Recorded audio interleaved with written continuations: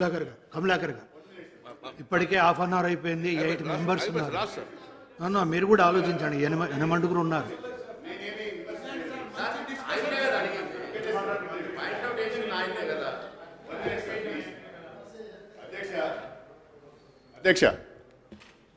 అధ్యక్ష we are welcome మన బట్టి గారు we are welcoming the resolution. We are nothing against this resolution. కాకపోతే మీరు మాట్లాడుతూ 3 పదాలు వాడారు. మీరు జనగణన అనే మాట వాడారు, మీరు కులగణన అనే మాట వాడారు, సమగ్ర కుటుంబ సర్వే అనే మాట వాడారు, బీసీ కులగణన అనే మాట మాట్లాడారు. ఇది కన్ఫ్యూజన్కి దారితీస్తుంది. నేనేమంటానంటే ఒకటే మీరు ఈ సమాజంలో ఉన్నటువంటి వాళ్లే కదా, రాష్ట్ర సమాజంలో ఉన్నటువంటి అన్ని కుటుంబాలు అన్ని కులాలు అన్ని ఉన్నారు కదా, అందరికి సంబంధించిందే ఈ సర్వే అని చెప్పాం. మీరు కన్ఫ్యూజ్ అవుతున్నారు సార్. మేము చాలా క్లియర్గా డోంట్ గెట్ కన్ఫ్యూజ్డ్ శ్రీహరి గారు.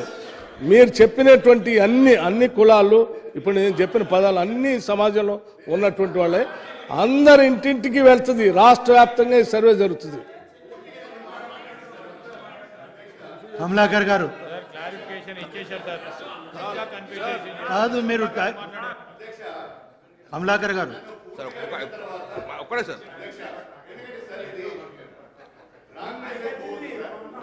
సభలో ఉన్నారు, అందుకని నేను అంటున్నా.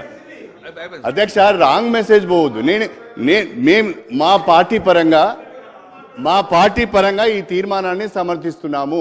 మేమేం డిఫర్ కావడం లేదు. డిఫర్ అయినప్పుడు మీరు మా మీద దాడి చేయండి. మేము డిఫర్ కావడం లేదు. కాకపోతే కన్ఫ్యూజన్ ఉన్నది. కన్ఫ్యూజన్ ఏందో బట్టి గారి మాటలలోనే 4 పదాలు వాడిండు. దీంట్లో ఒకటే ఒక పదం వాడాలని నేను అంటున్నా. ఆ ఒకే ఒక పదం ఏంటంటే door to door household survey చేస్తామని చెప్పండి. మీరు మళ్ళీ దాంట్లో డీటెయిల్స్లోకి వెళ్తే కులగణన అనే ఒకే ఒక్క మాట వాడండి. మీరు మళ్ళీ అందులో జనగణన అని లేకుంటే బీసీ కులాల గణన అని ఇన్ని రకాల పదాలు దయచేసి వాడకండి. ఒకే ఒక్క వర్డ్ ఏంటి అంటే door to door household survey చేస్తాము, కులగణన చేస్తాము, సోషో ఎకనామిక్ సర్వే చేస్తామని రెజల్యూషన్లో మీరు కరెక్ట్గా పెట్టినట్లయితే అది బాగుంటుందని నా ఉద్దేశం. ఎందుకంటే జనగణన చేసే అధికారం మీకు లేదు, మనకు లేదు, మన రాష్ట్రానికి లేదు. జనగణన మనం చేయడానికి అధికారం లేదు. అదేవిధంగా బీసీ కులగణన చేస్తే నష్టం జరుగుతుందని బీసీలలో కొంత ఆందోళన ఉన్నది. కాబట్టి ఈ 2 డౌట్స్ను క్లియర్ చేయాలి అంటే దయచేసి నేను ముఖ్యమంత్రి గారికి చేసుకునే విజ్ఞప్తి ఏంటంటే ఒకే ఒక్క పదానికి స్టిక్ ఆన్ అయి ఉండండి. కులగణన చేస్తామని చెప్పండి, yes we will welcome it. Door to door household survey అని చెప్పండి. ఇవన్నీ తీసేయండి రిజల్యూషన్లో. Thank you.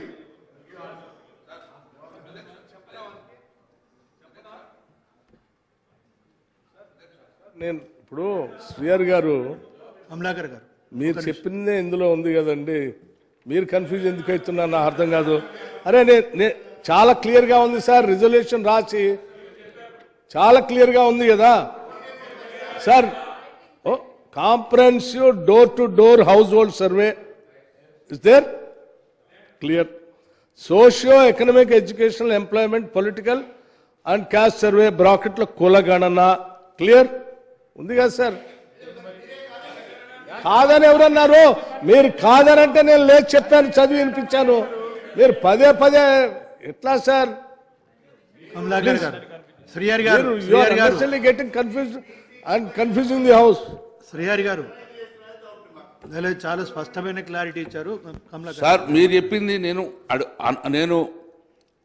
చెప్పే ప్రతినిధి సార్. మీరన్న ప్రకారం ఇంటింటికి కుల సర్వే చేసుకొని అందులో మా బీసీ శాతాన్ని తెలుపుతా అంటుండ్రు, అదే కదా సార్? I right sir? నేను అనేది మొత్తం ప్రతి ఇంటికి పోయి ప్రతి కులాన్ని కూడా చేసుకొని ఆ కులాలన్నిటి కూడా పెట్టుకొని అందులో బీసీ శాతాన్ని కూడా ఎంతో చెప్తా అంటారు మీరు, అదేనా సార్?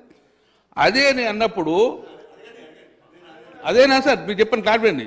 మా శాతాన్ని మాకు బయట చెప్తా అంటారు, అంతే కదా సార్? 50% 62% మీరు చెప్తా అంటున్నారు, అంతే కాదు? అదే సార్. సార్ వెనక శ్రీహరి గారు కేటీ రామారావు గారు బహుశా ఈ రిజల్యూషన్ గురించి కావాలని మిస్గైడ్ చేస్తున్నారో ఎందుకు చేస్తున్నారో రన్నింగ్ కామెంట్ చేస్తూ I don't understand. If you don't like this survey you are welcome to speak it out. కానీ మీరు ఈ రకంగా ఇంత ఉన్నతమైనటువంటి రిజల్యూషన్ మీద కూడా రన్నింగ్ కామెంటరీ చేస్తూ కన్ఫ్యూజ్ చేస్తూ సభకు ప్రజలకు నష్టం చేసే కార్యక్రమం మాత్రం చేయబాకండి దయచేసి. కమలాకర్ గారు రిజల్యూషన్లో చాలా క్లియర్గా ఉంది. ఇంత క్లియర్గా ఉన్నదాన్ని పదే పదే మళ్ళీ మీకు మీరే డౌట్లు ప్రశ్నలు వేసుకోవడం అవసరం లేదు. స్పీకర్ సార్,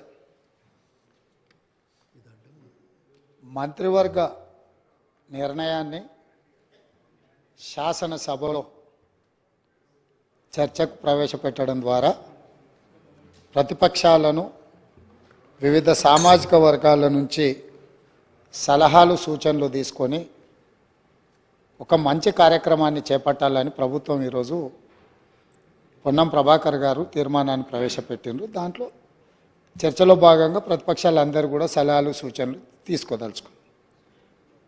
అయితే ఈ సందర్భంగా సలహాలు సూచనలు ఇచ్చేదానికంటే కూడా అనుమానాలను లేవనెత్తడం ద్వారా ఈ అంశాన్ని పక్కదోవ పట్టించి ప్రజలకు కొన్ని అనుమానాలను రేకెత్తించే విధంగా చర్చ ఆ దిశగా జరుగుతుంది అధ్యక్ష. ఈ సందర్భంగా నేను తమ ద్వారా ప్రతిపక్ష పార్టీలకు సభలో ప్రాతినిధ్యం లేని మిగతా వర్గాలకు సామాజిక వర్గాలకు కూడా తమ ద్వారా నేను ఏం చెప్పదలుచుకున్నా అంటే బడుగు బలైన అల్పసంఖ్యాక వర్గాల అభ్యున్నతికి నిరంతరం పాటుపడ్డ చరిత్ర కాంగ్రెస్ పార్టీది.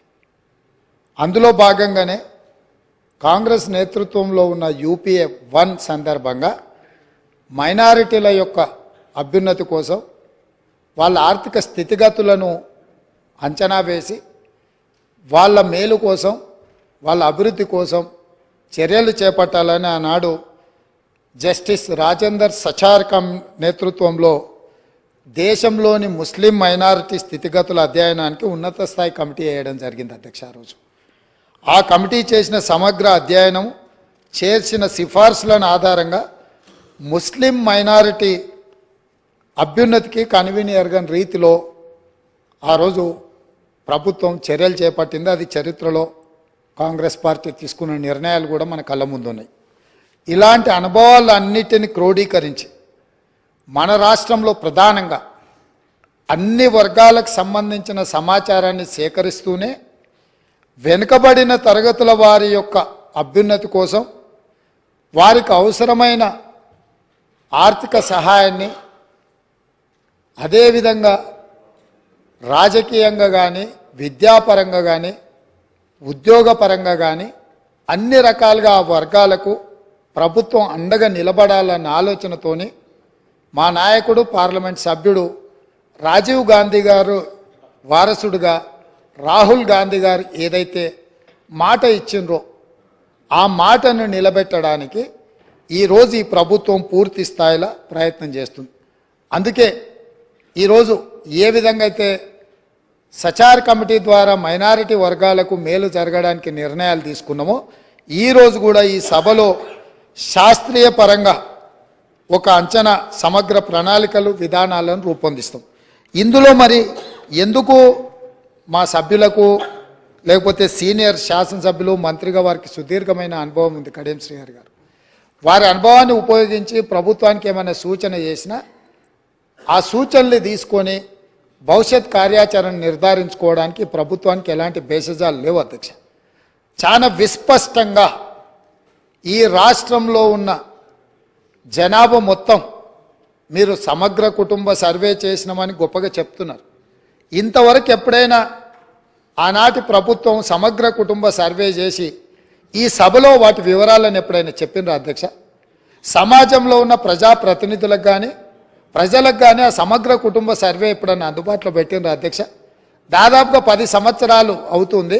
అదొక రహస్య నివేదికగా మీరు మాత్రమే సమగ్ర కుటుంబ సర్వే చేసి ఒకే ఒక్క కుటుంబము ఆ వివరాలన్నీ దాచిపెట్టుకొని వాళ్ళకు అవసరమైనప్పుడు వాళ్ళు చూసుకొని ఎన్నికలప్పుడు దాన్ని ఉపయోగించుకొని మిగతా సమయంలో ఎవరికి అందుబాటులో లేకుండా చేసింది.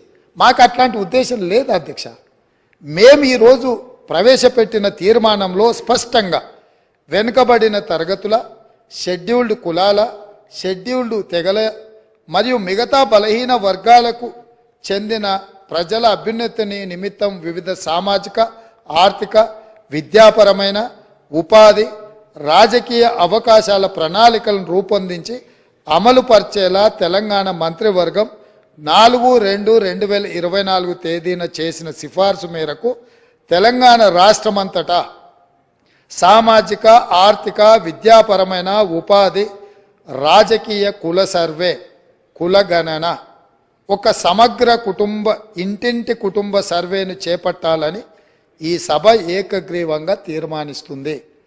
ఇందులో ఎలాంటి అనుమానాలకు శశభిషలకు తావు లేకుండా ఈ ప్రభుత్వం ఒక తీర్మానాన్ని ప్రవేశపెట్టింది. ఈ తీర్మానాన్ని మీరు అర్థం చేసుకొని మీకున్న అవగాహన మేరకు మీకున్న అనుభవం మేరకు మీరు ఇంకేమైనా ఇది అమలు చేసే క్రమంలో ఏదైనా న్యాయపరమైన చట్టపరమైన చిక్కులు వచ్చే అవకాశం ఉందని మీకు ఏదైనా అనుమానం ఉంటే మీ అనుమానాలతో పాటు దీన్ని అమలు చేయడానికి సూచనలు ఇవ్వండి. మీరు అన్ని అనుమానాలను లేవనెత్తి అసలు ఈ తీర్మానానికే ఒక చట్టబద్ధత లేదన్నట్టుగా చర్చ జరగడము ఇది మనందరికీ మంచిది కాదు. కాబట్టి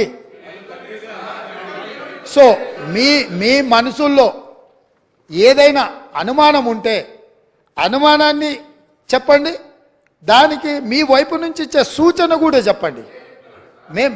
మేము ఇక్కడ ఇది రహస్యంగా మేమేదో కూర్చొని మేమేదో పదురుకొని కూడుకొని ఏదో తీర్మానాన్ని పెట్టి చర్చ లేకుండా పాస్ అని ముందుకు వెళ్ళదలుచుకోలేదు అధ్యక్ష.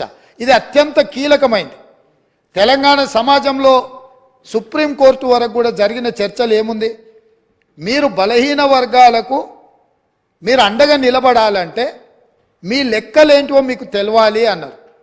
ఈ బలహీన వర్గాల లెక్కలు తెచ్చి వాళ్లకు నిధుల విషయంలో నియామకాల విషయంలో సహేతుకమైన వాళ్ళ వాటాను వాళ్ళకి ఇవ్వాలని ఆనాటి కేంద్ర ప్రభుత్వం 2011లో ప్రయత్నం చేసింది. ఆ ప్రయత్నాన్ని తదనంతరం వచ్చిన కేంద్ర ప్రభుత్వము ఆ విషయాలను అన్నిటిని కూడా తొక్కిపెట్టి ముందుకు తీసుకురాలి. 1931 తర్వాత మళ్ళీ మా ప్రభుత్వమే యూపీఏ ప్రభుత్వమే శ్రీమతి సోనియా గాంధీ గారు చైర్పర్సన్గా ఉన్న యూపీఏ 2లో 2011లో ఆనాడు ఈ పూర్తి వివరాలను కేంద్ర ప్రభుత్వమే చేపట్టింది అధ్యక్ష. ఆ నివేదికలను బయట పెట్టకుండా తర్వాత వచ్చిన నరేంద్ర మోడీ గారి ప్రభుత్వం అడ్డుకున్నది. 10 సంవత్సరాలు ఆ ప్రభుత్వం అడ్డుకున్నది. 10 సంవత్సరాలు గత ప్రభుత్వం సమగ్ర కుటుంబ సర్వే చేసి వివరాలు బయట పెట్టకుండా ఈరోజు ఆ వివరాలను కూడా దాచిపెట్టారు. అందుకే ఈరోజు మేము స్పష్టంగా, ఎందుకంటే 1% ఉన్నోళ్లకు డెఫినెట్గా బాధ ఉంటుంది. ఎందుకంటే మేము 1% రాష్ట్రాన్ని అంతా మా చేతులనే గుప్పిట్లో పెట్టుకున్నాం. ఈరోజు లెక్కలన్నీ బయటకు వస్తే 50% ఉన్నోళ్ళకి ఎక్కడ మనం రాజ్యాధికారంలో భాగం ఇవ్వాల్సి వస్తుందన్న ఆలోచనతోటి కొంతమందికి బాధ ఉండొచ్చు అధ్యక్ష. నేను ఆ వివరాల జోలికి వెళ్ళదలుచుకోలేదు. ఇప్పటికైనా ప్రధాన ప్రతిపక్ష నాయకుడు వారు వచ్చి, ఒకవేళ వారు రాకపోయినా వారిని ఎవరినైతే చేయాలనుకున్నారో వారు మాట్లాడకుండా పక్క నుంచి నకలు చిట్టీలు అందించి పెద్దలు కడియం శ్రీహరి గారిని కూడా తప్పుదో పట్టించే ప్రయత్నం చేస్తున్నారు. ఎందుకంటే పాపం వారి కడియం శ్రీహరి గారి చిత్తశుద్ధి పట్ల మాకు ఎలాంటి అనుమానం లేదు. నేను పదే చెప్పినా ఇప్పుడు కూడా ఆన్ రికార్డులో చెప్తున్నా. కాకపోతే సావాస దోషం అంటారు కదా, కొంతమంది పక్కలో కూర్చొని వారిని కూడా తప్పుదోవలో నడిపించే ప్రయత్నం చేస్తుండ్రు. దీనికి సంబంధించి అధ్యక్ష పార్లమెంట్ మార్చాల్సిందే, సీటు కాదు బయటికి పంపాల్సిందే. సీటు మారిస్తే కూడా గాలి జోకితే మళ్ళీ ప్రమాదం ఉంటుంది. నేను స్పష్టంగా నేనే క్వశ్చన్ వేసిన అధ్యక్ష. 21/12/2021లోనే పార్లమెంట్లో నేను ప్రశ్న వేసిన, ఆ ప్రశ్నకు సంబంధించిన రిప్లై కూడా ఉంది. తారక రామారావు గారికి ఇది పంపుతా, ఎందుకంటే వారికి ఏమైనా అనుమానాలు ఏమైనా ఉన్నాయో నా ప్రశ్నకి ఇచ్చిన జవాబు డీటెయిల్గా ఇక్కడ ఉన్నది. వీటన్నిటిని పరిగణలోకి తీసుకొనే ఈరోజు మా ప్రభుత్వం ఒక మంచి ప్రయత్నం చేస్తుంది.